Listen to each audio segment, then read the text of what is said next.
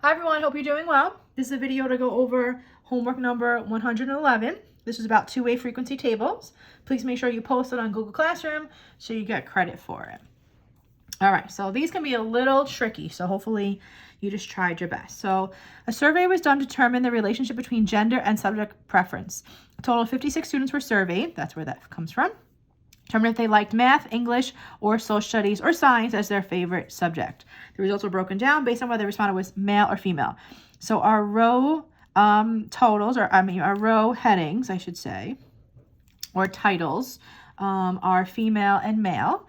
And then our columns are math, English, social studies, and science. Remember, these in here are your joint frequencies. These here on the outside are your marginal frequencies. Okay, which of the following is closest to the joint relative frequency of being a male who likes social studies? So remember, whether you're joints or marginal, you're always going to be over the total for the table. So the bottom on each one of these for 1 and 2 are both over the total for the table. So joint relative means you're going to pick one of these numbers here. So being male who likes social studies. So social studies and male is 8 out of 56. Put in the calculator, 0.14. Marginal for liking math. Remember, margins is going to be one of these on the outside, the margins. And again, marginal and joint are both over the table. So liking math, those people that like math are 18. Yay. 18 out of the total 56. Oh, that's not too much. And that is your fraction, okay? So joint and marginal over the total. What percent of female students liked English as their favorite subject? So this is female. It's going to be your denominator, again, because that's who is being surveyed. It's all about who's being surveyed to figure out what your denominator is. So female students, there was a total of 30 of them. And what do we want to know about them? Those that chose English. So 6 out of 30. 6 out of 30 is 20%. 4, a person looking at this table concludes that it's more likely that a female student who likes social studies than a male student will like math. This is correct. So comparison. Okay. So female student who likes social studies. So who is being surveyed? Female students are being surveyed. So female, there was 30 of them in total who like social studies. So 11 out of the 30. So that's 11 out of the 30. Male student who likes math. So who is being surveyed? The male students are being surveyed. So male, there was 26 of them. And who liked math? 10 out of 26. 10 out of 26, 38%. So they say it's more likely for the female to like social studies. So that's false because this one actually has a higher percentage. Okay, 5. Is it more likely that a person who likes social studies will be female? All right, so another comparison one. Who likes social studies will be female. So we have to start with liking social studies. That's who's being surveyed. So the people that like social studies, there's 19 of them. Okay, now whoever's being surveyed, that's what goes on the bottom. Okay, so that's 19. Female would be 11. So 11 out of 19, 11 out of 19, 58%. Now over here we have a person who is female who likes social studies. So who is being surveyed? Females are being surveyed, okay? Females are being surveyed. So females, there are 30 of them. And it says also like social studies. So 11 out of 30. So 11 out of 30, that is 37%. Okay, so 58 versus 37, and more likely for social studies. Person who likes social studies would be female, or that person, yeah, social studies will be female. So this is the winner, higher percentage. All 3 of these are your conditional frequencies because these were over totals for rows and totals for columns. Oops, I just erased that, but totals for columns and not total for the table. All right, on the back, demographers are trying to understand the association between where a person lives and how they commute to work. They survey 100 people in cities. All right, so we have cities, how they work.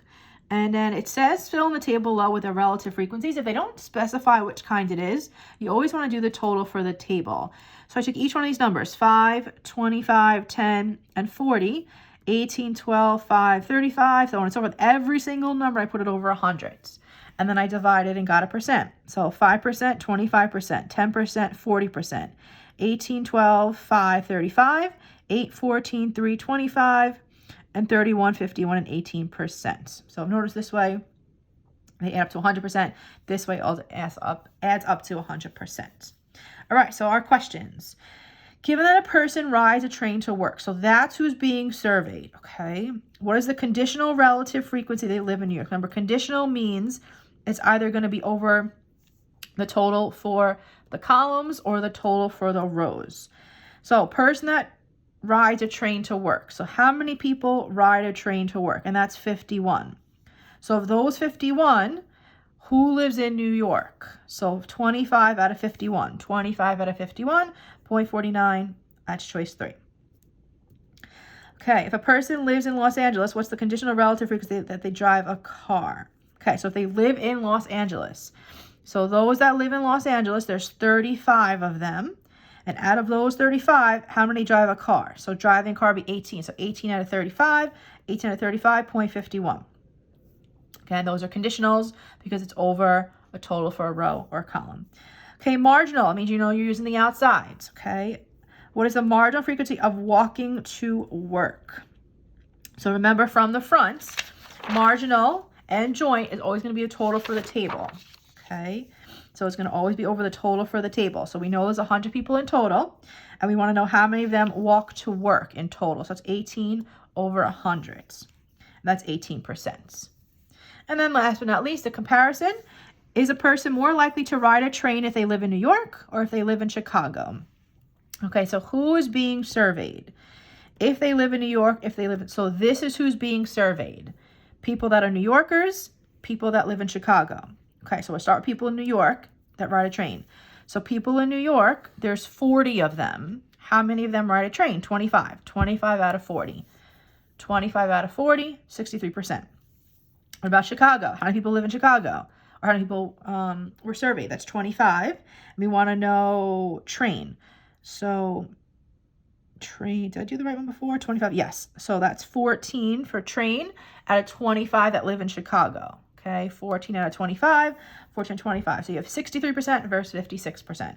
So a higher percentage of people ride a train if they live in New York. So these are definitely tricky. It's really, you have to really think about it. All about who's being surveyed. That's who goes in the bottom denominator. And I hope you did okay. If you have any questions, please reach out to me. If not, please make sure you post it on Google Classroom. Thanks.